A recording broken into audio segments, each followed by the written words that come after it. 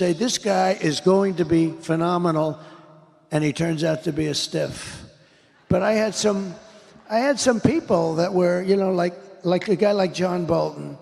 A friend of mine calls me after I put him on. He said, don't hire that guy. He's no good. He's bad news. He's dumb as a rock and all that stuff. I said, it's a problem, but I like him for a different reason.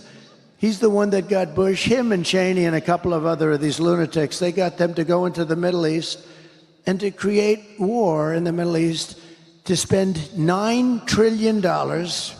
Remember, I used to say, don't go into Iraq, but if you do go in, keep the oil. Well, they went in, but they didn't keep the oil. They didn't keep anything. You know, Iraq is a massive oil country. They have $400 billion right now. But I said, don't go in. But I said it as a civilian, so people cared because I get, for whatever reason, I get a disproportionate amount of publicity. And someday he's going to explain to me why. Will you explain that to me? So even as a civilian, sort of, before I ran, but I'd be very much, you know, involved with things and statements. They'd call and ask. But I said, don't go in. They went in. It was such a bad decision. So Bolton, see again, you get back. Bolton, a real dope. But I thought he'd be great because he was so stupid. He was like a boiler. Every time, if somebody shot down a little tiny crappy drone that cost about $15, he'd want to go to war with Russia. I said, no, I think he was great for me, though, for a period of time because he was a nut job, and everybody, I could see his face get red with that stupid white mustache, and he'd be ready to explode. And this was good for me. I went to Kim Jong-un in North Korea. I took this moron with me, and he never said anything. But when Kim Jong-un saw him, he said, oh, shit, I think the guy wants to go to war. So he was great for me to negotiate with. The same thing with Russia. You know, when Putin saw him, I'd be very nice. I'd say, hi, Vladimir, how you doing? And then Putin's, you know, 2 rows back, and he'd see that moron, and he'd say, holy shit, this guy wants to go to war with me. And I got a lot of what I wanted. You know, we killed, as you know, the Nord Stream 2. I killed Nord Stream 2. That's the other thing that's great. Their PR sense, their political sense, very interesting. They love to say that I was a friend of Russia, I worked for Russia, I was a Russian spy. These people are sick. The biggest job Russia ever had is Nord Stream 2. This is the biggest pipeline like in the world.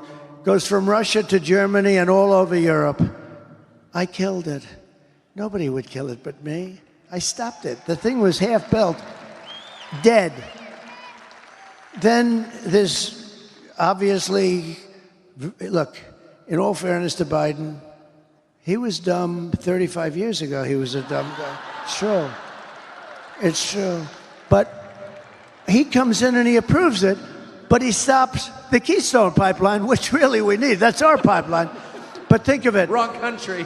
Yeah, but think of it. It's rough. It's rough stuff. He stopped. I said, wait a minute, it's supposed to be the other way. Let Keystone go, but stop the Russian pipeline. And I went to the Germany and the different countries, but mostly Germany, and say, so let's get this straight. We're helping you and guarding you from Russia, but you're paying Russia billions of dollars a month for oil. How's that working? That's not working, dude. I mean, the whole concept. Anyway, I stopped it. And then I keep reading stories that, oh, I was a puppet for Russia. Putin actually said to me, if you're a puppet now, I'd hate to see if you were angry, because this was the biggest economic job. This was the most important thing that they probably had ever done, and I stopped it. It's all about the people, Tucker. If you have the right people, it goes beautifully. It's like in my real estate business. If I have a good building here and I have a good superintendent of the building, and that guy's doing a great job, and I've done it over the years with my father, would have a building and another building, and you'd have a great super here and a lousy super there. The one here, the building, everything was perfect. Over here, everything was crappy. We have the. So now I say, let's take this super, move them over here. It worked beautifully for there, but not for there, because now all of a sudden that one doesn't. it's all about the people. You got to put the people in. And if I have any complaint about myself, and I don't really blame myself, because in all fairness, I became president of the United States, and I never did this stuff before, you know? It's pretty good. I never did it before. I was driving down Pennsylvania Avenue with Melania, the new first lady, who's great. People love her. She's got the #1 selling book. Tucker, she's got the number. Melania right now has the #1 selling. Go out and buy it. It's a great book. It really is. But think. So I had never done it before, and I do it. We had 18 people, including me. We had debates, and all of a sudden, we had 17, 16, 15, and they started disappearing.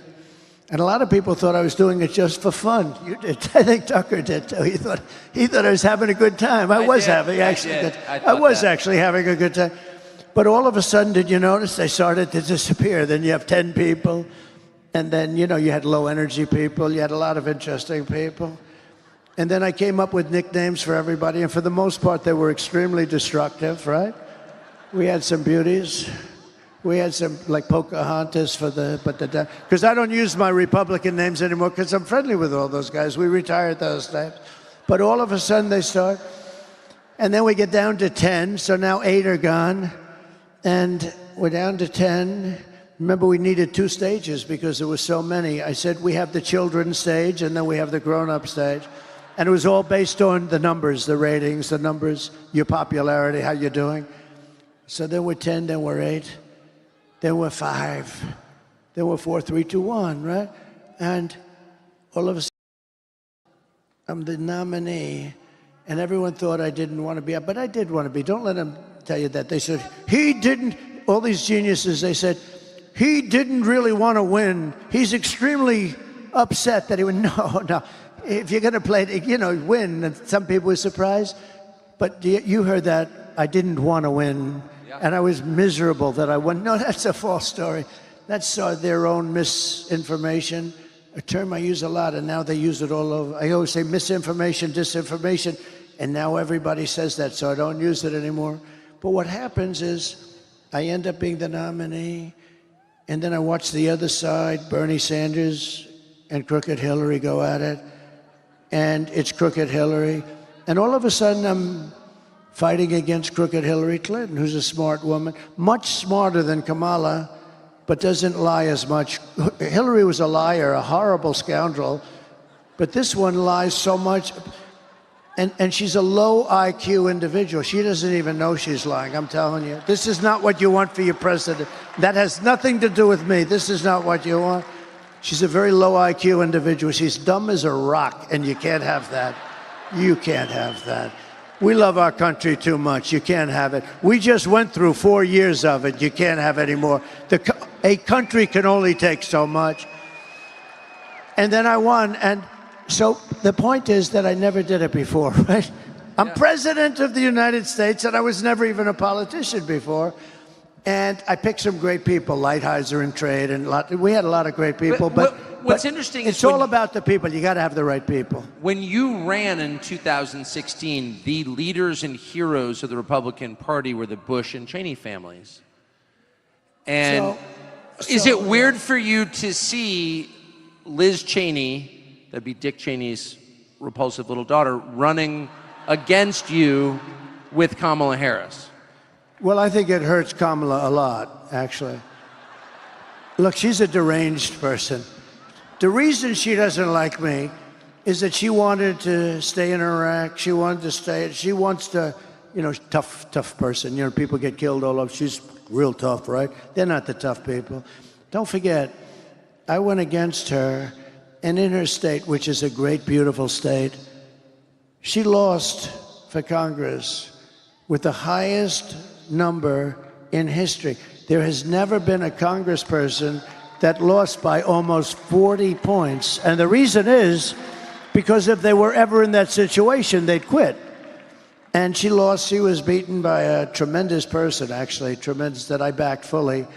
But the reason she couldn't stand me is that she always wanted to go to war with people. I don't want to go to war. She wanted to stay in Syria. I took them out. She wanted to stay in Iraq. I took him out. I mean, if it were up to her, we'd be in 50 different countries. And you know, number one, it's very dangerous. Number two, a lot of people get killed. And number three, I mean, it's very, very expensive. That's why we owe $36 trillion. We go, you know, it used to be you go to war, to the victor belong the spoils, right? In other words, if you beat a country, you own that country, you take the oil, we go to war, we bomb the crap out of it, then we leave. You know, it's almost like, what are we doing? What's going on? We bombed the whole Middle East, and then we left. What did we get? We got nothing. We destroyed. I mean, we bombed the hell out of everything. You know, when they took out Iraq for 1,000 years with different names, you had Iran and Iraq, similar powers. They were the two big ones.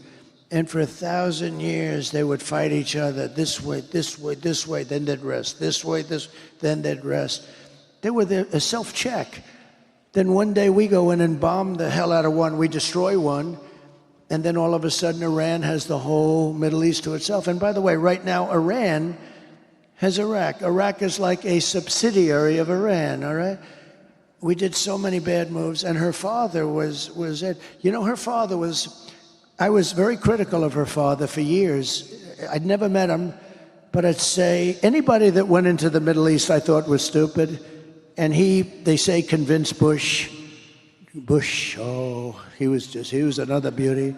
But he supposedly convinced Bush to go in, him, Bolton, and some other lightweights, convinced them to go in. Let's go into the Middle East and destroy the whole place and kill millions of people. So they went in. But I was never a fan of Cheney. I was always very critical. And when I announced that, I was very critical, actually, not personally, but I said, he made a horrible mistake. What are these people doing? We spent 9 trillion with a T, not even with a B. Normally I say not million, billion, but now I say not billion, trillion. We spent $9 trillion bombing the hell out of the Middle East. And what the hell did we get other than lots of dead people, all over, including our people? We got nothing. So I was very critical of him. And then I announced I was running, and I was shocked that he was one of the first people. He endorsed me immediately. I said, that's amazing. But he had something that was very interesting. He had Scooter Libby. I mean, these are little stories that are interesting. Scooter Libby was a man that could have done great destruction to Bush, and they left him behind. He was given to the prosecutors. They prosecuted him rather violently, and he was almost like a sacrificial lamb. And as somebody that knows a lot about what's happening, I said, you know, if I were ever president, I'd do something with that guy. That guy got treated very badly, Scooter Libby. And when I became president, I actually called Dick Cheney. I said, let me ask you about Scooter Libby. He was best friends. He was begging Bush to give Scooter Libby a pardon, but Bush didn't have the courage to do it. You know, it takes courage to give a pardon. It does take a certain courage because the press comes after, you know, et cetera, et cetera. And he didn't have the courage to give him, he should have given him a pardon, but he didn't have the guts to do it. But Scooter, and what happened is Dick Cheney, for years, for a long time, hated Bush. And don't let anyone tell you, he hated. He said, you don't leave your wounded behind. And I understand that. And Scooter Libby really saved Bush, because he could have said things that would have been very dangerous for Bush in terms of getting impeached, in terms of going to jail, in terms of bad things happening. But Scooter Libby didn't do that. And in all fairness to Cheney, I give him credit for this. He was very loyal to him, but he couldn't get Bush to do what he should have done. I came into government, and I did what they should have done. They didn't have the guts to do it. I did it. And Scooter Libby was pardoned. I gave him a pardon. And I never met Scooter Libby, by the way. I never talked to him before that. And I got a call from Scooter Libby after I did that. And he broke down in tears, thanking me so much. And then Cheney called me, and he said, that was so incredible what you did for Scooter Libby, because he was really on Scooter Libby's. Scooter Libby took a lot of heat and took all of it and didn't say anything bad about Bush or Cheney or anything else. Could have done it, I know, because you have, you have guys that do that, and you have guys that lie, which is worse, right? But you have guys that do that. But he was very loyal to them, and he suffered greatly. I released him. Cheney called me. He said, it's one of the nicest things I've ever seen done in politics. I said, look, I've heard for years he was treated unfairly. I've heard for years that Bush should have given him a pardon. All I did is do something that somebody else should have done.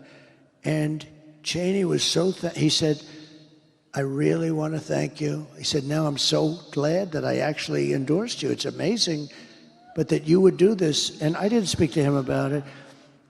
But then, go a couple of years forward or go now, and I don't blame him for sticking with his daughter, but his daughter is a very dumb individual, very dumb. She's a radical war hawk. Let's put her with a rifle standing there with 9 barrels shooting at her, okay? Let's see how she feels about it. When the guns are trained on her face. They're all war hawks when they're sitting in Washington in a nice building saying, oh, gee, let's send 10,000 troops right into the mouth of the enemy. But she's a stupid person. And I used to I'd have meetings with a lot of people, and she always wanted to go to war with people. So whether it's her, whether it's Dick, I was surprised a little bit with Dick Cheney. I didn't know him at all. I only had essentially the 1 or 2 phone calls, and it was only a call saying, thank you very much for doing that for Scooter Libby. That was nice. And Scooter Libby, by the way, was beyond, he couldn't believe that it happened. Nobody would do it. They should have done that for him years before. But I was a little surprised because I actually thought that Dick Cheney would go with me over his daughter, and he didn't. And you know what? I understand it. It's your daughter, and you go. But she's a bad person. One other thing, they had the J6 committee, and I say this for the fake news back there. They learned a lot of phony things, like that I took on when I was in the car, take me to the Capitol, I said, according to this young lady. And then they said, sure, we won't do that. Well, number one, if I said it, they do it. But I had 2 people, Secret Service guys, both extremely rough guys. One was like a karate champion, one was a weightlifter. She said, I grabbed the one by the neck, and when I was rebuffed, I went over to the other one, and I grabbed him in a chokehold or something. And actually, no, but how ridiculous, okay? It's just not my thing. You would know. Hey, we can be tough, but it's not my thing. I wouldn't do it. I said, actually, can we go down to the Capitol? They said, sir, it's better if we don't. This was before anyone knew there was a problem, because there's a lot of people and it's going to be tough. Probably not. And we had more people than I've ever seen up at the ellipse up on top. And a small group went down to the Capitol. But I said, can you take? They said, sir, it's really a little bit tough. I said, that's okay. Whatever you think is, she had me grabbing the one around the neck and being rebuffed.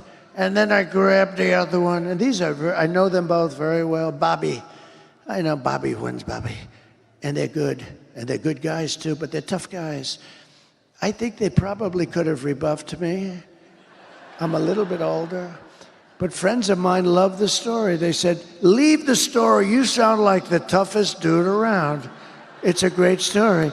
But it was totally made up. It was all made up. But here's the end result. The J6 committee, they call it the J6 Select Committee, like select. They're not select, they're scum. So what happens, take a look at them. They're all political hacks. But here's the thing that bothers me. They found out all this stuff was untrue. They found out her story was untrue. The 2 guys in the car testified. It's ridiculous, they said. It is ridiculous. Can you imagine? They also, I think, said it was the Beast, and it wasn't. It was one of the other ones, but you can't even get your hands through. But to think that I would be taking on 2 nice young guys simultaneously. All right, same. I'm ripping one and ripping the other. Are they? They're crazy. And then I went. Oh, and then I went back to the White House, which I love, and I started throwing hamburgers all over the place. Okay. Finish the story. Is this? What happened is terrible. They went a year and a half, and Kevin McCarthy, who's a very nice man, he made a mistake because we wanted Jim Banks and Jim Jordan on the committee, and so there'd be like 8 to 7 or something. And called me on this. He said they didn't want Jim Jordan. He's a fighter. They didn't want Jim Banks. He's a fighter. And so Kevin said, we don't want anybody on the committee. We think this committee's a sham. And I understood that was good for a day, but for the 2.5 years, we had nobody to fight for us. In other words, we had a committee. You know who was representing us on the committee? Crying Adam Kinzinger and Liz, the moron Cheney. That was who was on the committee. So these were the two Republicans. Kinzinger, who was a total whack job, and Cheney, who was worse than him. This was our, so they talk about, it was a bipartisan, they call it a bipartisan commission. And I think, I'd never liked the idea of not, because even if you didn't have Jim Jordan, who's very good, and Jim Banks, we have a lot of great people that would have been good, and they would have, you know, they would have mixed it up. End result, like, they finished their report, they burned and destroyed and deleted everything. Everything. And nobody, and you know why? Because they found out that Nancy Pelosi, it was her fault. She didn't put the security. I offered 10,000 National Guard or military. They found out it was Nancy Pelosi. They found out that the stories about me attacking two very tough guys that are slightly younger than me, just a few years, that wasn't true. They found out that much of it wasn't true, and they were very embarrassed. So the Unselect Committee, I call it the Unselect Committee, which I always thought was a great name because it was a select, I call it the Unselect Committee of Political Thugs. What happened is, think of it, end of the story, they deleted and destroyed all evidence, all documents. There's nothing. And the reason they did it is because they were guilty as hell. It's the greatest cover-up, and the fake news back there will not cover it. They've never even, I think, done a story. In other words, when you go into court, we want that information. There is no information. It's been destroyed. Everything's been destroyed. We have a very crooked government. Remember that. And we're going to straighten it out, and we're going to make it an honest government. So I have to ask you about the pardons. I keep hearing you're considering pardoning Hunter Biden. Is that true? And if so, why? No, I mean, I've never... look, I don't like the idea of what's happening. I don't like it at all. They've weaponized government, but they've weaponized it against me like nobody's ever been weaponized. The big case was the documents case. We won the case in Florida. We're winning other cases, too.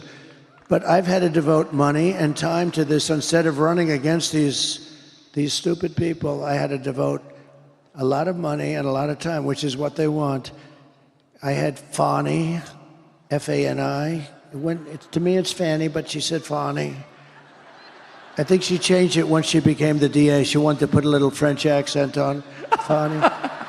And her lover boy, Wade, who was hired for like $1 million because of his expertise in whatever the hell law, RICO, but he never did a RICO case.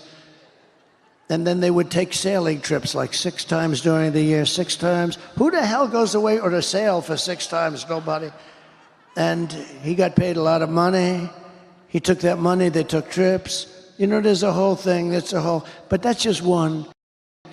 They totally controlled it. They control his office.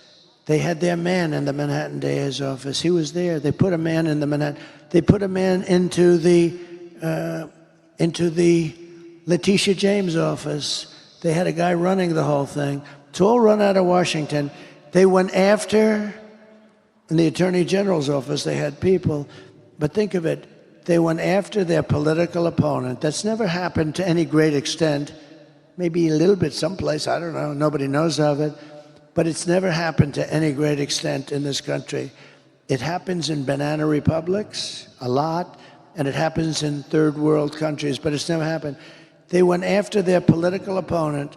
So it's hard to believe that I'm winning, it seems, by a lot. If they don't cheat too much, you know, we found a lot of things over the last 3 days. You've seen that. We found a lot of votes, and in a certain county, in York County, Lancaster County, you know, we found a lot of bad votes. There were 2,600 votes that happened to be written by the same pen, same hand, same signature, same everything. Maybe there's an explanation for that. 2,600 votes. But we found a lot of stuff, but we're seeing to work it out. But think of it, it's hard to believe that I'm winning the election by a lot. Now, we got to keep the cheating down. We got to keep their cheating. I love you too, darling. Thank you. We got to keep their cheating down. But think of this. With all I've been through, with these animals coming and what they've done to this country, how they've hurt this country between the borders and between the weaponization, and think of it, I'm leading by a lot. I'm leading in every single swing state with all of the stuff they've done, where I've spent millions of dollars. I've spent millions of dollars on legal fees. Half of my time is taken up by this. They can campaign. Half of my time is taken up. And they're the dishonest ones. They flip it. They're the dishonest ones. But it's hard to believe. I said to somebody last night, can you believe the numbers came out last night? I'm really leading by quite a bit. Now, a lot of things can happen. Who knows? It flips, maybe. I don't know. But I'm leading by a lot. I said, can you believe I'm leading by a lot, and what they've done to me, that I'm leading at all, that I'm even living, is almost hard to believe. These are bad people. So you've expanded and changed the Republican Party, and one of the amazing things that I have learned is that Republican voters really care about issues I didn't realize they cared about, like clean air, clean soil, clean food. You've won, somehow, the full-throated endorsement of Bobby Kennedy, lifelong Democrat, who's now like a full-time surrogate for you. He's a very, very good man, too, by the way. So what's that going to look like after you get elected? Well, you know, I feel interesting about this kind of stuff. I like to, number one, get elected. I hate to talk this stuff. A lot of people, they set up, I know that even when I ran, Hillary had an office set up where they were interviewing all the, I don't want to do that. I want to get elected first, and then we'll cram a little bit. But, you know, I don't like doing it. No, I remember she set up this big office. They're interviewing people for jobs. And actually, you're supposed to do it. But I want to win. I want to win in 5 days from now. It's almost 4 days from now, right? In 5 days from now, when we have a victory, we're going to have the best people. Here's the one difference, one big difference between now and 2016. I know Washington and the people through testing, real testing, better than probably any human being that's ever hired people. So I went from not knowing anybody and having to rely on, in all fairness, Mike Pence and many other people. I had Mike Pence, and I had others, and they would recommend people. Sloppy Chris Christie recommended some people. And I wouldn't have used him had I known. But you rely on people. And by the way, you know, I hate talking about this because we had mostly great people. Think of it. We had the greatest economy in the history of our country. We rebuilt the entire U.S. military. We defeated ISIS, and we had no wars. We cut more regulations than anybody in the history of the country ×5. And, you know, but we had the best economy in the history of our country. I took in billions and billions of dollars in taxes and tariffs from China.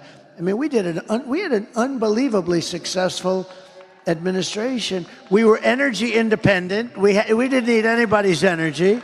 We had so much oil, we didn't know what to do with it. And now take a look. 4 years ago, we were energy independent. Think of it. And today we're taking tar from Venezuela. You know, they don't really have oil, they have tar. You have to heat the hell out of it. It costs you more to heat it than it does to sell it. But we are going to Venezuela. Think of it. Venezuela was like the enemy. We are now giving, you know, I got a kick a month ago, you saw it. They foreclosed on his plane, but they give him billions of dollars. I said, that's okay. He's going to buy a much better plane with the money we give him, right? But we go to Venezuela for oil. We were energy independent. We have more liquid gold, that's oil and gas, under our feet than Saudi Arabia, than Russia. And we were going to be not only energy independent, within 6 months, we were going to be energy dominant. We started off at number 4. And when I left, 4 years later, we were number 1. We were much better and bigger than Russia or Saudi Arabia. Think of that. But we were going to be triple the size of both. And we were going to supply it to Europe. We were going to supply it to Asia. All over the world, we were going to supply. We would have made a fortune. But then we had a little mishap with the election where I got more votes than any sitting president in the history of our country. You do know that. More than any sitting president. The only one that supposedly got more votes, and I wouldn't believe it, was Sleepy Joe Biden, who campaigned brilliantly from his basement. People had no interest in this guy, but he got more votes than anybody in the history of the United States of America. So anyway, so bad things happened. But we had something going that nobody had. I mean, we had an unbelievably successful administration, but I also put in some people that, in retrospect, I wouldn't have used. But I had to rely on other people for recommendations. Now, I know everybody. I know the dumb ones, the smart ones, the weak ones, the strong ones. I think I know everybody, and you know, I've got people that I think will be great. With that being said, you pick people, and sometimes they disappoint you. Everybody knows that. And then you pick people, and sometimes they turn out to be better than you thought. But for the most part, I tell you what, I think we have some incredible people in Washington. We really do. We have some great people, and I now know, I believe, for the most part, I know who those people are. Do you think Bobby Kennedy and Elon Musk will be influential figures, without being specific about what those roles will be, in your administration? Yeah, I do. I think so. Look, Bobby, let's talk 2 of them. Elon's so good. You know where he is right now? He's in Pennsylvania campaigning for me. Elon. That rocket ship, right? No, it's so great. He docked that big monster, 22 stories. I thought the sucker was going to be, it's a very crazy story. I mean, I saw it coming in on television. I was talking to I told the story tonight, but I thought it was I'm talking to this very important guy, not as important as Tucker, but important. A big shot. Somebody everybody would know. Talking to him, I'm bored, stiff. He's a boring guy. Who is he? So anyway, no, I'm talking to this very big shot, important guy, and I have the television muted. This thing's going on. You know, the whole thing was really boring. Then I see this monster thing coming down. I see fire all over, fire left, right, and I'm looking. I'm saying, "Hey, could you hold it a minute?" Yeah, sure. I said, yeah, I just want to see something. I put the phone down. I sort of forgot, and I didn't pick him up for like 50 minutes. And 5-0. And you know what? Because of the fact that I was president, and I very well might be president again, he held on the whole time. Can you believe it? But it's true. I pick the phone up. I say, oh, shit, the phone. Hello? Hello? He goes, hello? The poor guy. But I had to see this. and I turn it on. I see the. Now you have to understand, it left. I saw it leave, and it was beautiful white paint. Now it's coming down, and it's just dark brown. It's coming down at 10,000 miles an hour or something. I think it's 10,000. It's coming down at levels of speed that nobody ever even conceived of, and it's all burned and where it's rough. But it's coming, and now it's turned around. It turns around. And you have the gantry, the big, beautiful gantry, and it's coming, and it's going to, I said, oh, it's going to crash, because you see at that bottom, this section right here, that sucker's, oh, I'm going, come on, baby. Come on. And I didn't know, actually, if I'm watching a science fiction movie or am I watching the news. I didn't know what the hell I'm watching. But I see this thing coming down, and all of a sudden it's going into the steel, the big steel gantry up here. It goes to things like 20 stories tall, too. It's going to crash. I said, oh, shit, it's going to crash. Coming down. And the lower section, right, it's coming right, it's ready. And then all of a sudden, whoa, fire, flames come pouring out of the lower section. It's jets. And they're pushing it over right here. And then it comes down. And I'm saying, I mean, is that the coolest thing you've ever seen, right? Is that the coolest? If you don't think I want a guy like that working for us, so, we've got to cherish our brilliant people. They don't treat him right. We've got to cherish our brilliant people, because we don't have too many of them. Nobody does. Nobody does. So, Elon, talk Elon first. Elon wants to, by the way, I'm having a great time up here. Are you having a good time? This guy. Is he the greatest interviewer? He asked me one little question. I talked for 20 minutes, and they're going to say he's better than Larry King at his prime, right? It's an easy job. Is that the greatest? you're an easy interview. He is great at what he does. There's few like him, I will tell you that. So with Elon, here's a theory, and he's right, that there's unbelievable waste and fraud. Like, I saved much more than $1 billion when I came into the White House in one day, when I said I'm not going to pay that much to Boeing for Air Force One. And they ended up taking much more than $1 billion off the price. It took about a couple of weeks, saying I'm not buying it. No, I don't want it. But there's a plane that you're saving much more than $1 billion. And you've got thousands of things like that. Not as much, and in some cases, much more. They're building an aircraft carrier, the Gerald Ford. The thing came in at $20 billion for about $20 billion, and it doesn't work because they decided to use electric catapults that throws the planes off instead of steam. They decided to go electric. Why are they people that going all electric? By the way, I'd end the electric mandate on cars day one. You should have electric, but you got to have gasoline. You got to have everything. That'll come off on day one. Many things will be done on day one. Your head will spin when you see what's going to happen, the stupidity. But what I like about Elon, Elon's a great cost cutter. And Elon thinks he can cut the costs of our government by $2 trillion. Think of it. That's the entire deficit, because it's now at a level. By the way, we have the biggest deficit we've ever had under this stupid group of people. But he thinks he can cut $2 trillion without affecting anybody, just through, and I think he can do that. I do, I believe that. And that's really what he wants to do. He doesn't want to work. He doesn't want to become a secretary of something. I'd love to have him, to be honest with you. But he doesn't want to. He's doing a couple of other things, like rocket ships. He sends, Tucker, he sends 92% of the rockets that go up are his rockets. Think of that. Russia, China, and us, 92% are him.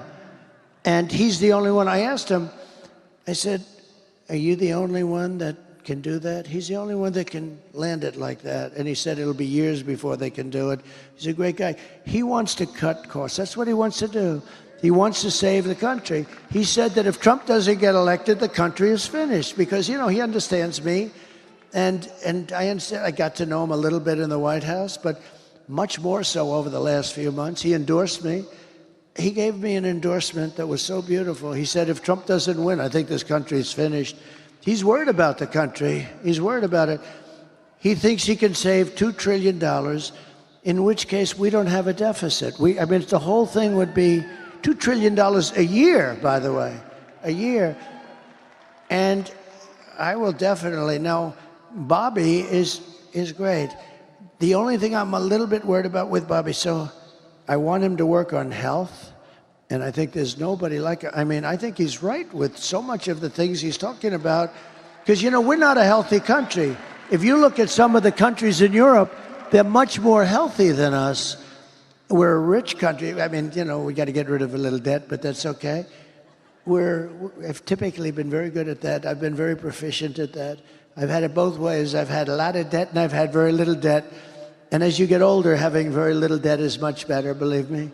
But you know what? He really wants to, with the pesticides and the, you know, all the different things. I said he can do it. He can do anything he wants. He wants to look at the vaccines. He wants everything. I think it's great. I think it's great. The only thing I say to Bobby is, leave the liquid gold under our feet alone. We want to have a little gasoline. Because you know what I'm going to do? We're going to unleash much of that. And we're going to, you know, Germany tried to go all green and they almost destroyed their country. And that was the end of Angela, by the way. That was it for Angela. They went all green. They had windmills all over the place. And the wind stopped blowing for a couple of weeks. And that was almost the end of Germany, actually. But the only thing, and I say it jokingly, but I say, Bobby, I love you looking at health. I want you to take care of the women of this country, the men of this country, and the children of this country. You don't have to worry about anybody else. But the one thing you got to do for me, Bobby, is leave what's under my feet, the oil and gas. You leave that to me, Bobby, because we're going to make so much damn money, and it's clean. It's going to make it clean. We're going to make, you know, look, China doesn't have that. That's why China's going electric. If we go electric, we're playing right into their hands. We have oil and gas. They don't. They have things for making the batteries and other things. They're going to make the electric cars. We're not going to be making the electric cars. The problem with the electric cars, and I think they're great in a smaller application, they don't go far, they cost too much, and they're going to be made in China. 3 minor problems, okay? But if you listen to this government, they want to make army tanks electric because they want to invade countries with their army tanks in a very friendly way from the pollution standpoint. The whole thing. You know what you have to do? The batteries are so big, they have a design where the army tank is going in and they have like a wagon, like a child's wagon with these massive batteries.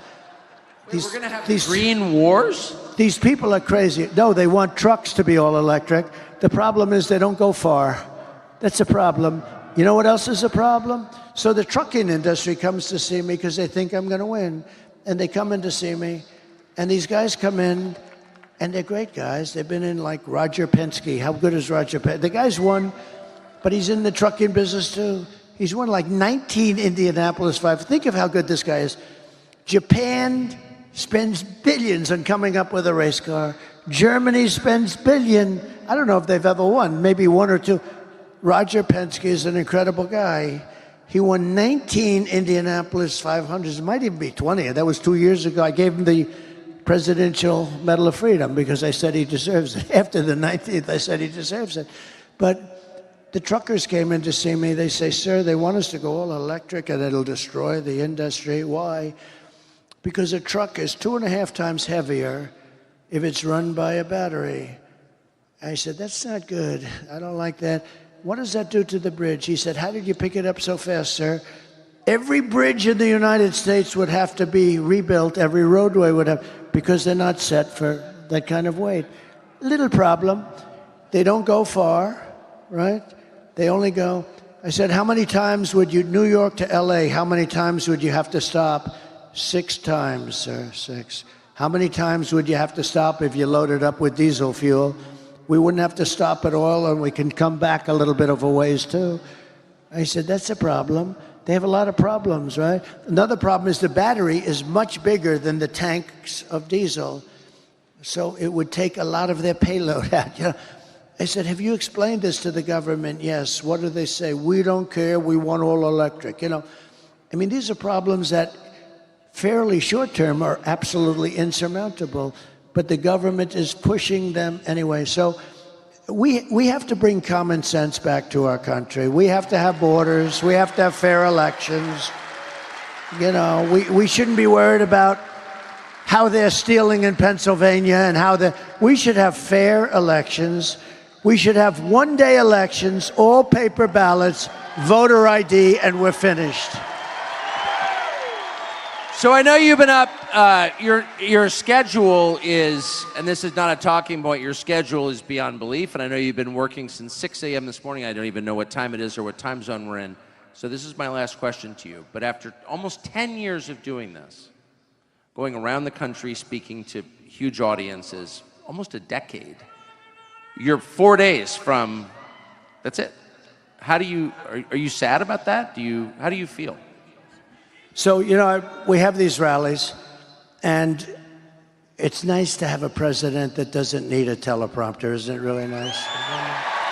And because you can't have successful rallies if you're reading, oh, they were, wah. Everybody would pick up, and we have we're the greatest rallies. Even look at this crowd, although I would assume they're here for Tucker, mostly Tucker. Look at this crowd of people you have here. This is not a normal. This isn't normal. Handsome people, too. No, this isn't a normal situation. I mean, what the hell time is it? And you go back, this is a monster building. I don't know how many people you have here, but you also have a lot of people outside. When we were driving up, there were thousands of people outside. So I was making a couple of days ago, and I said something that I've never said. I said, you know, I've been doing this for 9 years, and you've been with me. This is the greatest political movement in history, by far. By far. It's MAGA. It's called Make America Great Again. I'm going to be nice to him. When our president, when our slightly off, I mean, look at the way he performed in the debate. They should have never taken it away from him. Look at the way he performed. He was brilliant. Okay. So, but they knew that a long time ago, okay? And she knew that too. And our country's in danger. We're dealing with Kim Jong-un. We're dealing with we're dealing, by the way, with unbelievably smart, talented, vicious people that are at the top of their game. And we're dealing with people that, number one, aren't smart. They never were. They never were. She wasn't. She was a bad student. She couldn't pass her damn law exam, okay? She wasn't smart, and he was definitely not smart. And we're dealing with other people that are at the absolute top of the pole, and we can't do that. That's a great danger, and people should have let us know. But I was talking, and I said, we've been doing this together for 9 years. You know, we love these people. The people are so great. There was like a sea of red, the red hat.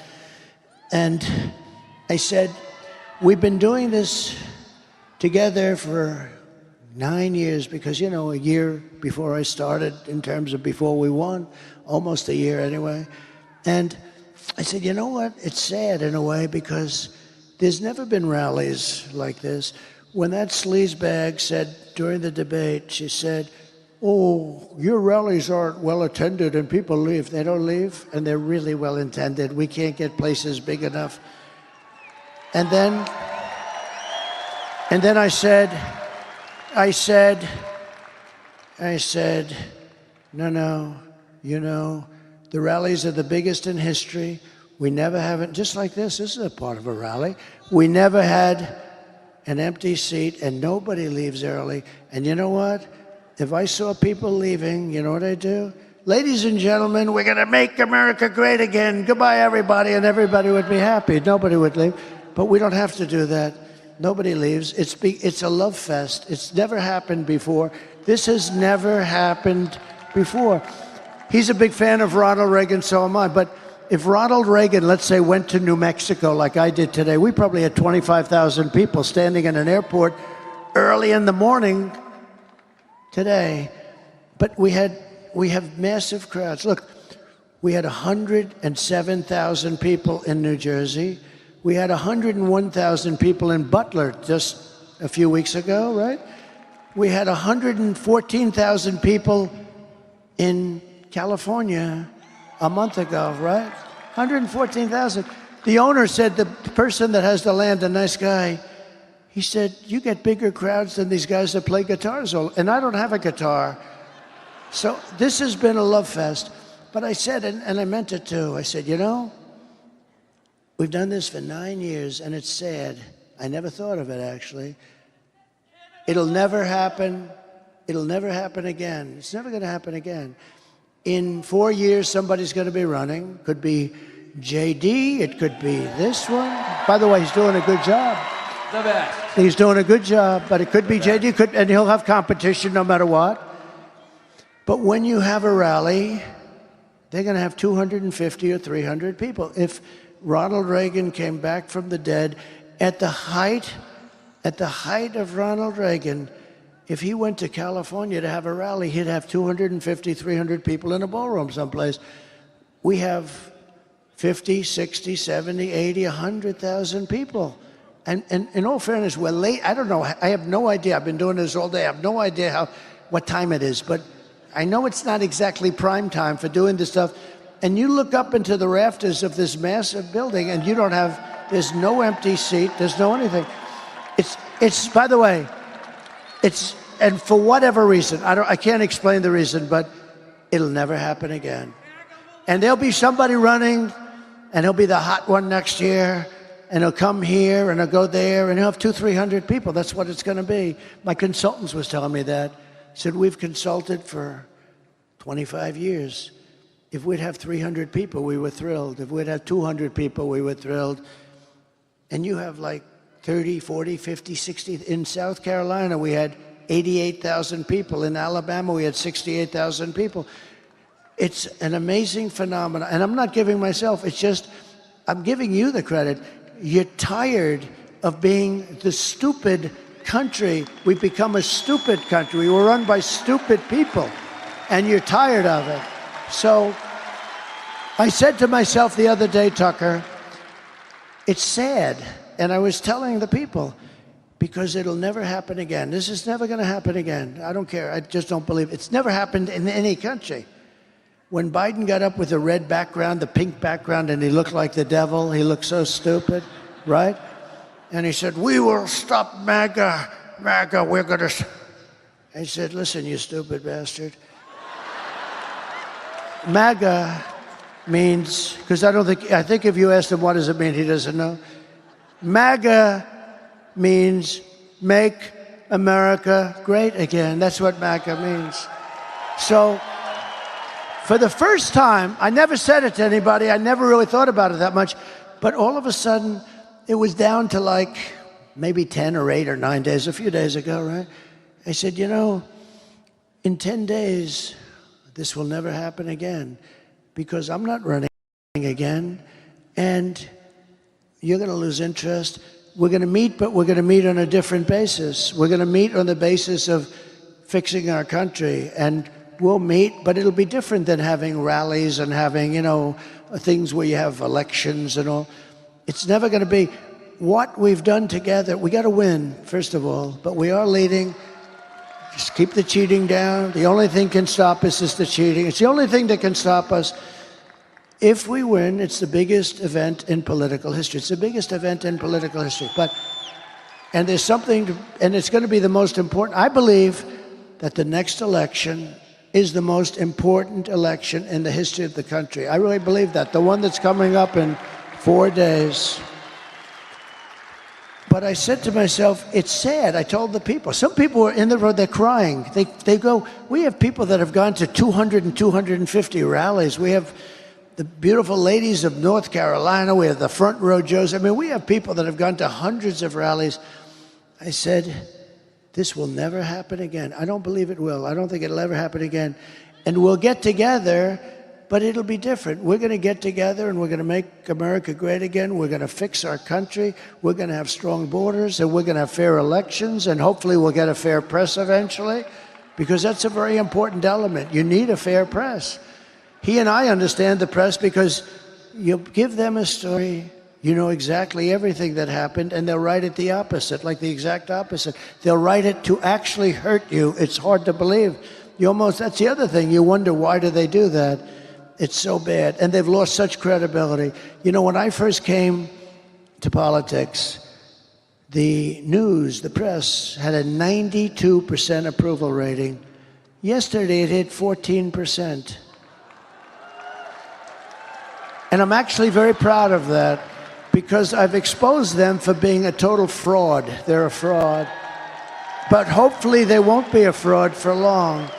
Hopefully that'll straighten out, because that's a very important, the press, a free press, a real press, is a very important part of greatness, of making a country great. They're almost like the glue that keeps it together, but they're also like, in a way, a police force that keeps it honest. But they're so dishonest that they have no credibility. Think of it, 60 Minutes asks her a question. And you know, I brought a lawsuit on this today. You saw that? 60 Minutes, because it's so wrong. She gives an answer that only a moron would give. You can give bad answers, but this was an answer that a person who is not a smart person, a person who got the lowest score, perhaps in the history of the bar exams, okay? You know, she failed the bar exam, okay?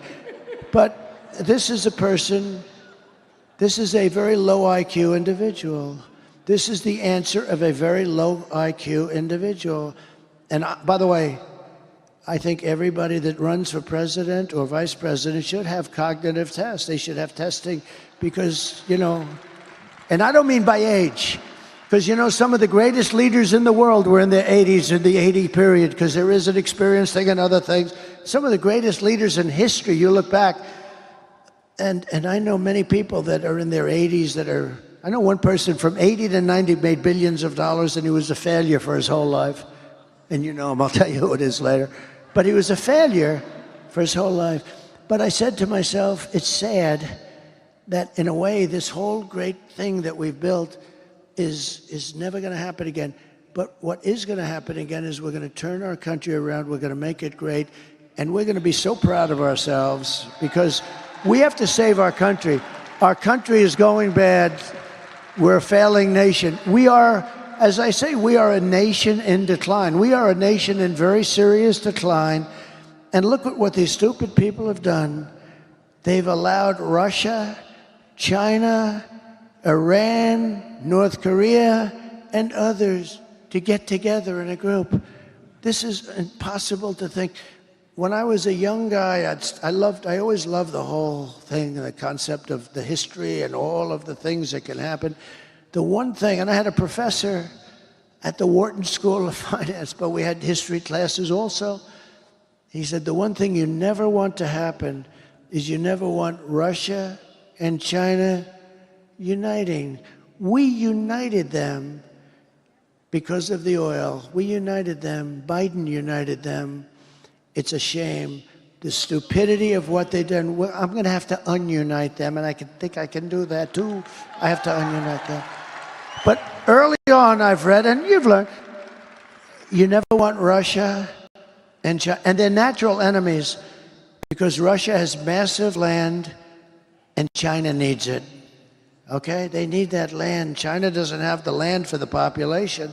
Russia has, if you ever look at the size of the Russian landmass, it's like 4 times or 5 times. Doesn't it have like 12 time zones or something? It's massive. They're a natural enemy, and we've allowed them to get together. It's such a dangerous thing. Another thing that we're doing is we're losing the dollar as the standard because of these people that are so, if we lose the dollar as the standard, that's like losing a war, and it'll never happen with me. There's no way that will happen with me. We got to put it back together. We cannot, that is like losing a war. So we're going to get together, and hopefully we'll get together a lot, but we're going to get together, and I think it's going to be very happy times. We're going to put our country back together, and we're going to make it the greatest country in the world again. And you're going to be very proud of all these rallies that we had. And I just want to thank you for being here so late in the evening. I've been doing this all day, and this guy is fantastic. President Donald J. Trump, ladies and gentlemen, thank you. I did, and I said, well, let's see how they do. And I waited around for a year, and I looked at these people, and Biden was grossly incompetent. I saw that. His vice president wasn't even a discussion. She came in last. She was the first one to get out of the Democrat primary. She was, I guess, number 22. I think there were 22 people, and she was the last. She was the last or first out, if you want to look at it that way. She never got to Iowa. But I was watching, and if they could do well, I would have been very happy. Actually, I would have been very satisfied. But they were grossly incompetent. And when I watched what they were doing and how they were destroying the country at the border, I mean, millions and millions of people. I'm sure we have some in here tonight with us, you know, murderers and drug dealers, prisoners. You know, they have prisons from all over the world are being emptied out into our country, all over the world, the Congo and Africa, not just South America. You know this. They're opening up their prisons and they're bringing them into our country. Anyway, so I watched other things too. Afghanistan, you take a look at Afghanistan, what happened with Afghanistan, how bad that was. I wanted to get out. We were getting out. We were going to keep Bagram, but we were getting out with dignity and strength. We were strong. And the way they got out, they took the soldiers out first. No, you take the soldiers out last. Anybody would know that. And you watched all of the things that happened. And I said, we're going to do this thing. We're going to do it again. And we're doing well. I mean, now we're going to know in 4 days. But we're doing very well. I think we're leading by a lot. And if we can keep that cheating down, because they're a bunch of cheats, if we can keep that cheating down, we're going to have a tremendous victory. I think it'll go down as one of the greatest victories of all time. So we're going to have an exciting time. We're going to have an exciting time. So you were in New Mexico the other day. New Mexico is considered a pretty blue state. What were you doing there? Well, they're also a border state. They have people pouring in by the tens of thousands, and they're being decimated. They're being hurt very badly. They also have a pretty rotten economy for a lot of reasons, but what they really have is tremendous inflation. But beyond that, because I happen to think that the border is the single biggest issue. I think the border is a bigger issue than inflation. Inflation is destroying, and it's a country buster. You know, inflation, it's broken up many countries, including Germany from many years ago. You look at where there was this was the biggest inflation and the worst inflation we've ever had. They say in 48 years. They don't include a lot of things. It was the worst inflation we've ever had. Inflation is a country buster. So I'm not trying to minimize that, but I think the biggest problem and the worst thing that's happened to this country is allowing millions of people in here that are criminal people. Look, when you empty out your prisons and you put them into the United States, a lot of bad things happen, and they're coming in totally unvetted, totally unchecked. They're pouring in. Venezuela has allowed thousands and thousands of the roughest prisoners in the world to come in. You know, their crime rate is way down. I think like 70%, 72%. They've taken from Caracas and the cities in Venezuela where they have the problem. They've taken the street gangs and they've delivered them into the United States. Thank you very much. They've taken their criminals. They've taken their drug dealers and drug lords. They've taken them out of Caracas and they brought them into the United States. And it is a disgrace. And we are going to have to do a very large deportation because you can't live like that. It cannot be sustained, Tucker. It cannot be sustained. I think you know that better than anybody. So I do know. I think it's the gravest crime ever committed against the United States, ever, by any country. Our leaders committed it against us. But it does raise the question of motive. It hasn't helped the labor market any. It hasn't helped Americans at all. You've heard a Democratic senator stood up and said the United States military should take these people. We should give them guns. New York City has given them guns in the police department. You wonder, what is going on here?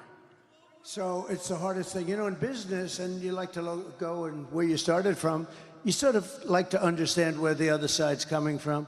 So here why do they want men in women's sports? And you know, I've been doing this now. I used to say, I was very proud to say I wasn't a politician, but I guess after a while you're sort of a politician. I think you qualify, yeah. And you know, so, I mean, I hate to say it, but you like to know where the other side's coming from. And I'll say, why do they want to have men, and they're so emphatic about it, men playing in women's sports? You see what's happening in volleyball, what's happening in swimming, what's happening in weightlifting. How about weightlifting, where records that stood for 18 years, you know, are being broken like by hundreds of pounds. The whole thing is crazy. Then you say, why do they want to have transition? I call them transition operations by the thousands. If you just say, well, I'm thinking about it, they throw you onto an operating table, and you say, why do they want to have that? Who wants that? Who wants to have open borders, which they're all the same thing. They don't make any sense. You know, we're the party of common sense, right? Because I think we're really the party of common sense. And there can only be a couple of reasons. Number one, they're stupid. Well, they're not stupid, because you can't be stupid. No, but you can't be stupid and be that good at cheating on elections, okay? Because they're great at that. So they could be stupid. They could also hate our country. They could hate our country. They may hate our country. They may not even know it. You know, a lot of people don't know it, but and the other thing is they want to cheat on elections by signing these people up. And they are trying to sign people up. They're trying to sign people up that don't even know what country they're in, okay? So that's the other thing. So it's one of those three things. Nobody really knows. But you'd say, okay, so I've been doing this for a while. I've never had I've had people come up and say, gee, it would be great if you could get the taxes down. Gee, it would be great if you could do this. It would be hundreds of things. Nobody's ever come up to me and said, it's really important to me that we allow men to play in women's sports. Nobody. Nobody. And yet, it's such a big deal. It's such a big deal. Wait, so you think the point may be just to destroy, just to break the country? It could be they hate our country. I mean, they may hate our country. And we deal with real scum. I mean, like a guy like Adam Shifty Schiff. He's a sleazebag. And he's probably going to be a senator, if you can believe it. But I call him Watermelon Head. He has no, he's unattractive, both inside and out. That is... No, but this is a really bad guy. This is a dishonest guy, not a dumb guy at all. He's got the smallest neck I've ever seen on a human being. He will never be a football player, I can tell you. But he's a smart guy, but he's just a sleazebag. You know, there's nothing else you can... Should I give you a little example? I hope you will. I'm really enjoying this a lot. This gentleman happens to like my son, Don, I think, because he likes you. Now, maybe you don't, but he likes you. I have a son, Don, who's a good guy. He's a good guy. He's a wild man. A little wild. I would say he's a little wild. In a good way.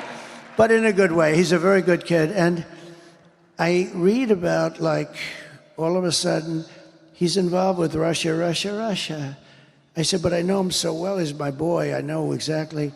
He knows less about Russia than the cameraman that's sitting right there who's never been... Don doesn't know anything about Russia. But one day, about, 3 years before, they met, a whole group of people met with a Russian lawyer having to do with the Nowitzki Act or something, having to do with child adoption. Crazy. But she was a Russian. Now, everybody in Congress knew this woman. But anyway... They go after him. Now, think of this. Russia was a major hoax, okay? It's now been adjudged to be a total major hoax. We had the Mueller Commission. We had everybody. It was a hoax. It was made up to justify why Hillary Clinton lost the election when she wasn't supposed to lose. It was a totally... And it was made up by Schiff and Hillary and some other just total sleazeballs. And... what happened is the fake news media, which is back there, you do know that. They're always around someplace. But what happened is the fake news media, what they said is it started with a simple move. How did you lose the election? it was Russia. And I'm saying to myself, wait a minute, I won this election. What the hell did Russia have to do with it? And then it went, and it was only supposed to be a one-day deal by the Democrats. In other words, it was gonna, but the press picked it up and they liked it. They like, ooh, Russia, that sounds good. You covered it better than you were funny. He'd go, Russia, Russia, Russia. He'd go crazy. But it drove you crazy, didn't it? Because you knew it was such so a hoax. insane, and all these people I knew believed it. It was such a hoax. They actually tried starting it up about 2 months ago. Did you see? It flopped. This time, the press just couldn't get away with it.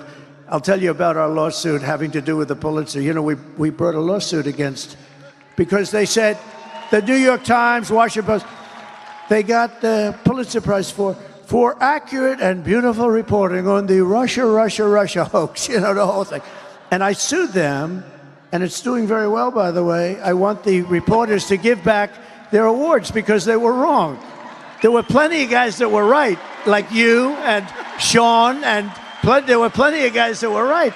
But so I said, but here's the thing. So with shifty shift, see, that's the weave. See, we start.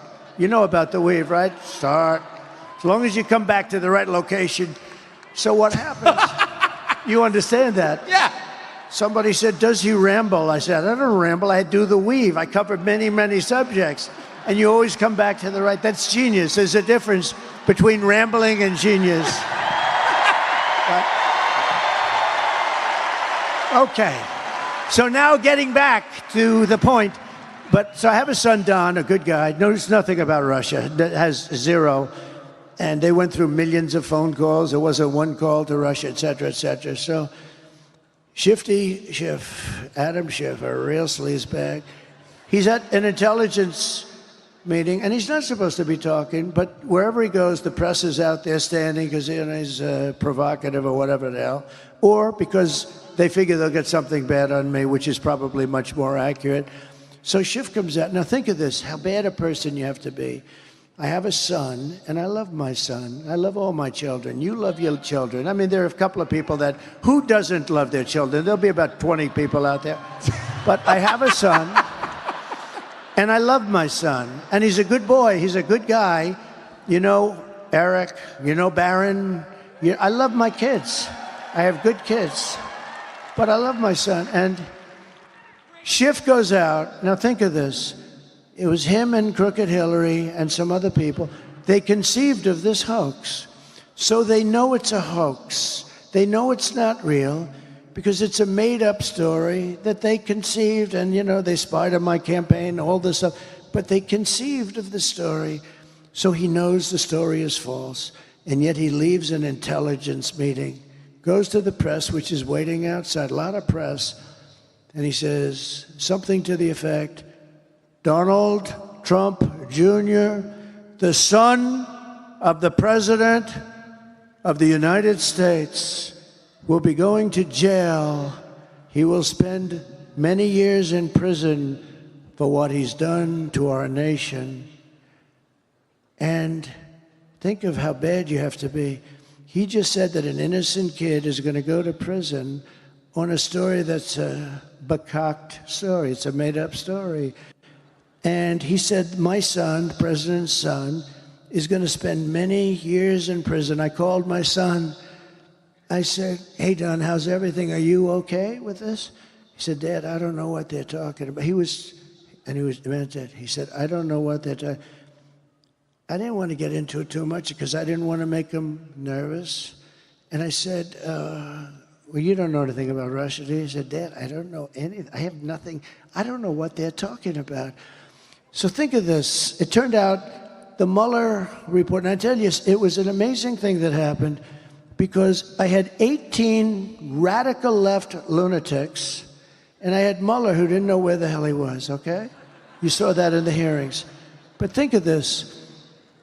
I had no chance. It was a stacked court, but I had an angel in that court. I had somebody that wouldn't allow them to do what some of the sleazebags that you know, and you know who they are. Somebody on that court, and I think I know the person, high quality person. And would not allow them to do what they would have loved to have done, is convict even though you're totally innocent, you didn't even know what the hell. So we were exonerated fully. There was no hoax, there was no anything. We were exonerated fully. But just think of it. Just think, and the Mueller report came out, and it was a complete exoneration. But here's a guy that made up a story that tried to put my son in prison for years. And he knew the story was false. They made it up. How bad a person do you have to be?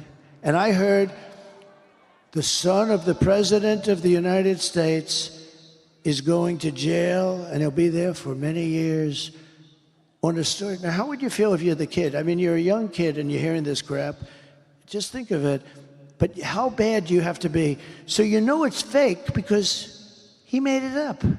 And you know, he's a storyteller too. You know, he writes little bullshit stories. You know that, right? But I just think they're really, we have some, and you know, I talk about the enemy from within, and they do have, they're the greatest con people in the world. Oh, they talk about how dare, that's a threat to democracy. They're the threat to democracy. You know, the amazing thing is where they say, he wants to become elected and he wants to put people in jail. How terrible. That's what they've been trying to do to me for 4 years. And I should say that your son, Don, had 5 small children. Can you imagine threatening a man with 5 kids with prison for a crime he didn't commit? So you said that you were saved in the end by an angel. How have your views about God changed in the last 8 years, and particularly after getting shot? Well, look, I've always been a believer, but I wouldn't say, you know, there's a certain pastor, Robert Jeffress, and I didn't know, his name is Robert Jeffress, nice guy from Texas. And he said, you know, Trump may not be the best Christian of all, but he's the only one going to take us to the promised land because he's the best leader and he's the toughest guy and he's going to be able to get us through this crazy life. And he was a big supporter. And now I have unbelievable evangelical and Christian support because I've done a great job for them and we're together. But he said he may not know the Bible quite as well as other people are supposed to. But, you know, he also did something. They picked Ronald Reagan over Jimmy Carter a long time ago. You know that they said he wasn't quite as religious, but he's the guy that's going to get the job done. And I did a great job with a lot of things having to do with saving religion because these people want to put religion out of business. These people are, you know, they go crazy when I say the enemy from within. And I said, look, we have China, we have Russia, we have Kim Jong-un of North Korea. We have a lot of people out there. But if you have a smart president, I had a great relationship with President Xi until the China virus came in. And that was a bridge too far, but we'll have a very good relationship. And there's reasons for them to want to like us. There's big reasons. But if you have a smart president that kind of smart, meaning with people, if you have a smart president, somebody that knows what's happening, you're going to be fine. But, you know, we do have an enemy from within. We have some very bad people. And those people are also very dangerous. They would like to take down our country. They'd like to have our country be a nice communist country or a fascist in any way they can. And we have to be careful of that. But they're the greatest con artists in the world because as soon as I said an enemy from within, they said, he's saying an enemy from within. These are sick puppies, I'm telling you. Well, I mean, I gotta say, just objectively, I noticed that the second you left and Biden came in, we didn't have any more Antifa riots, which makes me wonder how is Antifa not the militia of the Democratic Party? Yeah, but you did have a lot of riots, and you have a lot of people being hurt in a different way. You have a lot of people being hurt very, very badly. We stopped.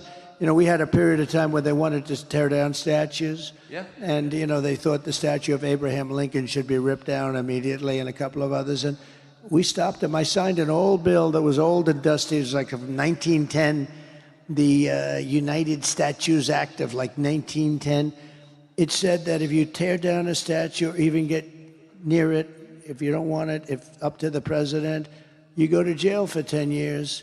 And when they started getting a little bit frisky, I took that old dusty statue, hadn't been used in a long time, we took it out, and they were getting a little wild. You remember that period of time? And I said, I had a little news conference, and I said, anybody that touches a statue, they were going to rip down Andrew Johnson, they were going to rip down Andrew Jackson, and the rope was already on them. And I mean, I saw what was going on, and I signed that thing, and I had a news conference. I said, anybody that touches a statue, if you touch the statue, you're going to jail for 10 years with no parole, no early getting out.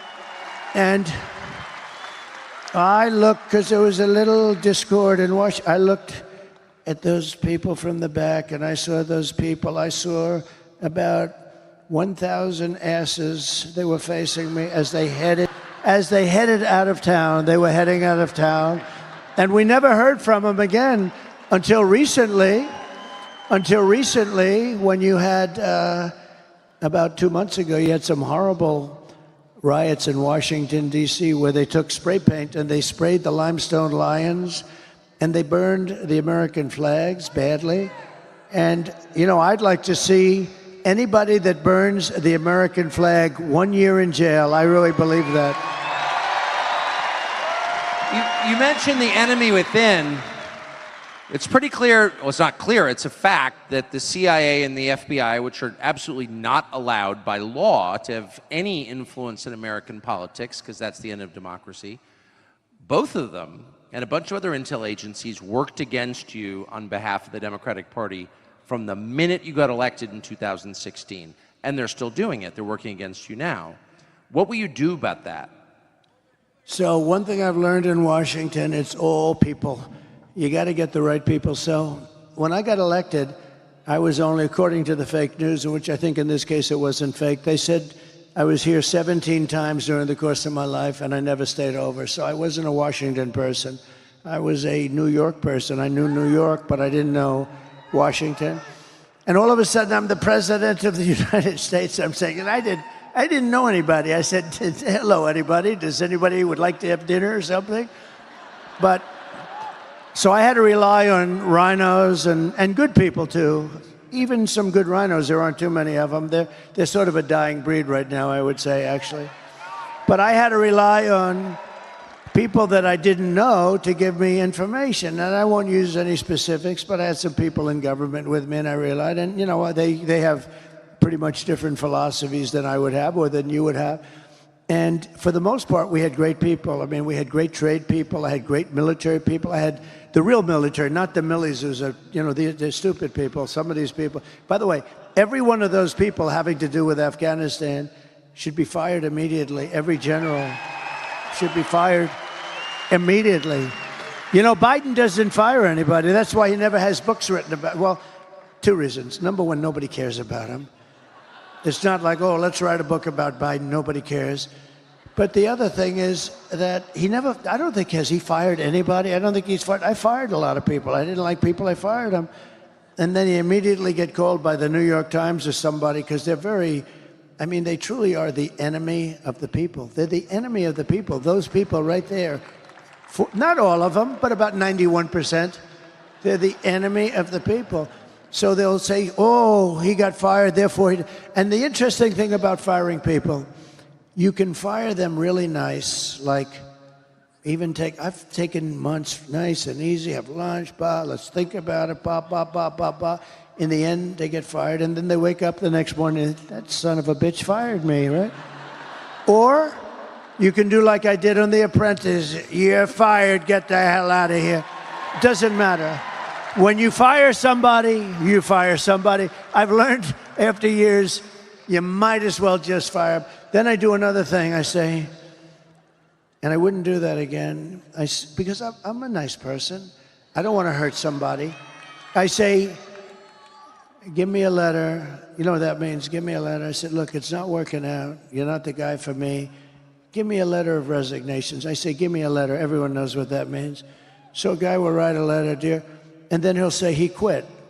And that's okay. That's what I'm, you know, the problem is when that happens with me, it's always a big story. So-and-so quits. virtually every person that gave me a letter, I said, give me a letter. Virtually every person that quit, they only quit because I said, essentially, you're fired, get the hell out of here. But I want to be nice because I'm not looking to fire somebody publicly. I wouldn't do that anymore. I'm just going to say if somebody doesn't work out, and no matter how good you are, you always have people that don't work out. It's interesting. Sometimes people, you think they're okay, maybe not so great, they turn out to be great. And sometimes you say, this guy is going to be phenomenal, and he turns out to be a stiff. But I had some people that were, you know, like a guy like John Bolton. A friend of mine calls me after I put him on. He said, don't hire that guy. He's no good. He's bad news. He's dumb as a rock and all that stuff.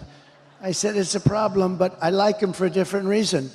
He's the one that got Bush, him and Cheney and a couple of other of these lunatics. They got them to go into the Middle East and to create war in the Middle East, to spend $9 trillion. Remember, I used to say, don't go into Iraq, but if you do go in, keep the oil. Well, they went in, but they didn't keep the oil. They didn't keep anything. You know, Iraq is a massive oil country. They have $400 billion right now. But I said, don't go in. But I said it as a civilian, so people cared because for whatever reason, I get a disproportionate amount of publicity.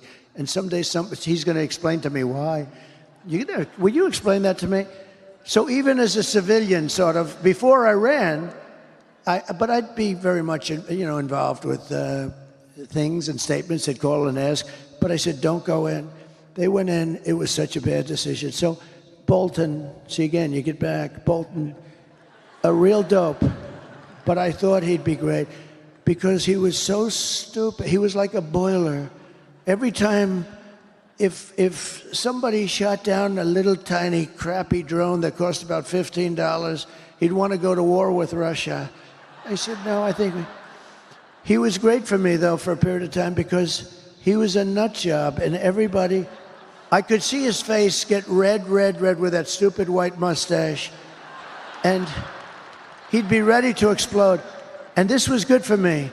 I went to Kim Jong-un in North Korea. I took this moron with me, and he never said anything. But when Kim Jong-un saw him, he said, oh, shit, I think the guy wants to go to war. So he was great for me to negotiate with. The same thing with Russia. You know, when Putin saw him, I'd be very nice. I'd say, hi, Vladimir, how you doing? And then Putin's, you know, 2 rows back, and he'd see that moron, and he'd say, holy shit, this guy wants to go to war with me. And I got a lot of what I wanted. You know, we killed, as you know, the Nord Stream 2. I killed Nord Stream 2. That's the other thing that's great. Their PR sense, their political sense, very interesting. They love to say that I was a friend of Russia, I worked for Russia, I was a Russian spy. These people are sick. The biggest job Russia ever had is Nord Stream 2. This is the biggest pipeline like in the world. Goes from Russia to Germany and all over Europe. I killed it. Nobody would kill it but me. I stopped it. The thing was half built, dead. Then there's obviously, look, in all fairness to Biden, he was dumb 35 years ago. He was a dumb guy. It's true. It's true. But he comes in and he approves it, but he stops the Keystone pipeline, which really we need. That's our pipeline. But think of it. Wrong country. Yeah, but think of it. It's rough. It's rough stuff. He stopped. I said, wait a minute, it's supposed to be the other way. Let Keystone go, but stop the Russian pipeline. And I went to the Germany and the different countries, but mostly Germany, and say, so let's get this straight. We're helping you and guarding you from Russia, but you're paying Russia billions of dollars a month for oil. How's that working? That's not working, dude. I mean, the whole concept. Anyway, I stopped it. And then I keep reading stories that, oh, I was a puppet for Russia. Putin actually said to me, if you're a puppet now, I'd hate to see if you were angry, because this was the biggest economic job. This was the most important thing that they probably had ever done, and I stopped it. It's all about the people, Tucker. If you have the right people, it goes beautifully. It's like in my real estate business. If I have a good building here, and I have a good superintendent of the building, and that guy's doing a great job, and I've done it over the years with my father. Would have a building and another building, and you'd have a great super here and a lousy super there. The one here, the building, everything was perfect. Over here, everything was crappy. That we have the. So now I say, let's take this super, move them over here. It worked beautifully for there, but not for there, because now all of a sudden that one doesn't. It's all about the people. You gotta put the people in. And if I have any complaint about myself, and I don't really blame myself, because in all fairness, I became president of the United States, and I never did this stuff before, you know? It's pretty good. I never did it before. I was driving down Pennsylvania Avenue with Melania, the new first lady, who's great. People love her. She's got the #1 selling book. Tucker, she's got the number. Melania right now has the #1 selling. Go out and buy it. It's a great book. It really is. But think. So I had never done it before, and I do it. We had 18 people, including me. We had debates, and all of a sudden, we had 17, 16, 15, and they started disappearing. And a lot of people thought I was doing it just for fun. You did. I think Tucker did, too. He thought I was having a good time. I was having actually having a good time. But all of a sudden, did you notice they started to disappear? Then you have 10 people, and then, you know, you had low-energy people. You had a lot of interesting people. And then I came up with nicknames for everybody, and for the most part, they were extremely destructive, right? We had some beauties. We had some, like Pocahontas because I don't use my Republican names anymore because I'm friendly with all those guys. We retired those names. But all of a sudden, they start. And then we get down to 10, so now 8 are gone. And we're down to 10.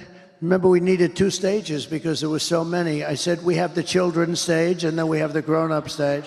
And it was all based on the numbers, the ratings, the numbers, your popularity, how you're doing. So then we're 10, then we're 8, then we're 5, then we're 4, 3, 2, 1, right? And all of a sudden, I'm the nominee, and everyone thought I didn't want to be up, but I did want to be. Don't let them tell you that. They said, he didn't, all these geniuses, they said, he didn't really want to win. He's extremely upset that he would, no. If you're going to play, you know, win, and some people were surprised, but you heard that I didn't want to win, and I was miserable that I won. No, that's a false story. That's their own misinformation, a term I use a lot, and now they use it all over. I always say misinformation, disinformation, and now everybody says that, so I don't use it anymore. But what happens is I end up being the nominee, and then I watch the other side, Bernie Sanders and Crooked Hillary, go at it. And it's Crooked Hillary.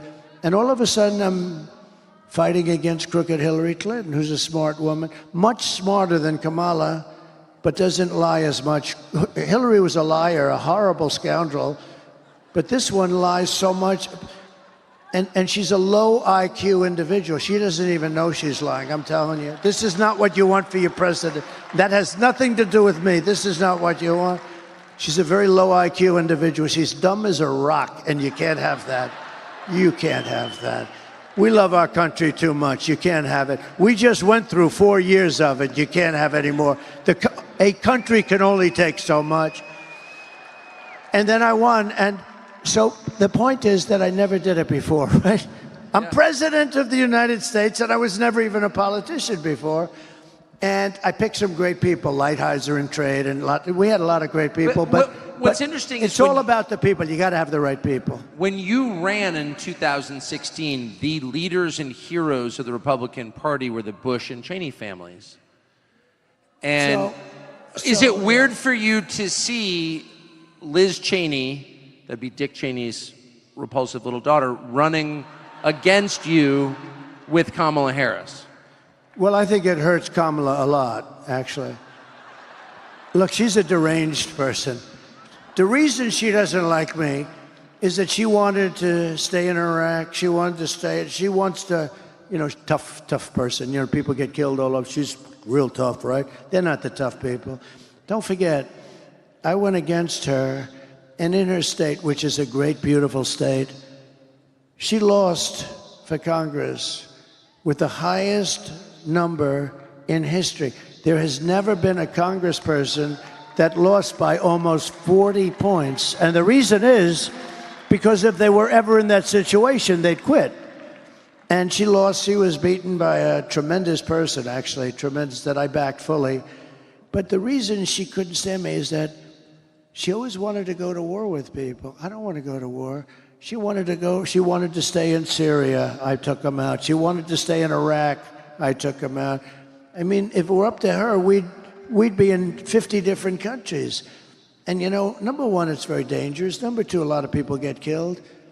And number three, I mean, it's very, very expensive. That's why we owe $36 trillion. We go, you know, it used to be you go to war to the victor belong the spoils, right? In other words, if you beat a country, you own that country, you take the oil.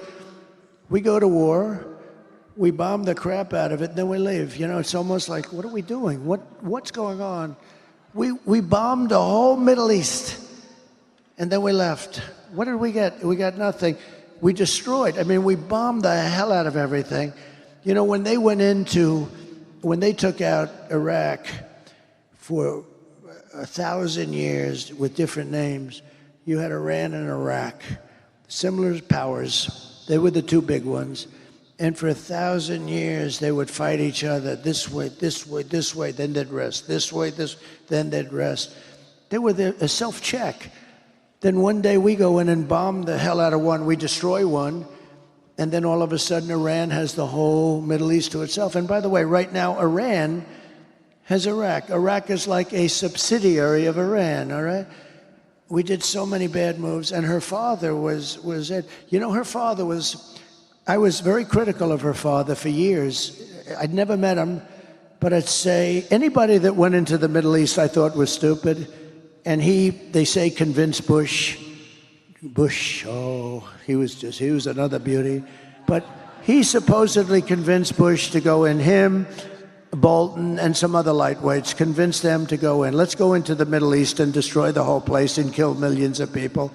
So they went in. But I was never a fan of Cheney. I was always very critical. And when I announced that, I was very critical, actually, not personally, but I said, he made a horrible mistake. What are these people doing? We spent 9 trillion with a T, not even with a B. Normally I say not million, billion, but now I say not billion, trillion. We spent $9 trillion bombing the hell out of the Middle East. And what the hell did we get other than lots of dead people, including our people? We got nothing. So I was very critical of him. And then I announced I was running, and I was shocked that he was one of the first people. He endorsed me immediately. I said, that's amazing. But he had something that was very interesting. He had Scooter Libby. I mean, these are little stories that are interesting. Scooter Libby was a man that could have done great destruction to Bush, and they left him behind. He was given to the prosecutors.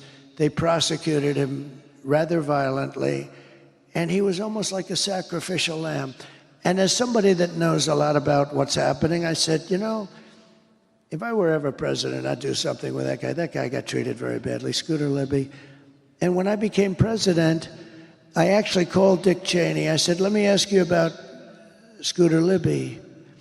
He was best friends. He was begging Bush to give Scooter Libby a pardon, but Bush didn't have the courage to do it. You know, it takes courage to give a pardon.